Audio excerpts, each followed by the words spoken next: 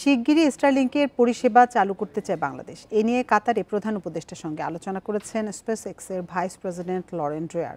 বুধবার দোহায় ৮-৯ শীর্ষ সম্মেলনের ফাঁকে এই আলোচনা হয়। ২ দশক ধরে ইলন মাস্কের সঙ্গে কাজ করা ড্রেয়ার জানান, সব কাজ শেষ পর্যায়ে। বান্ডেল থাকলে প্রতি সেনমানিতে টাকা বাঁচবে। বিকাশ সেনমানি বান্ডেল কিনে জিতুন প্রতি লেনদেনে।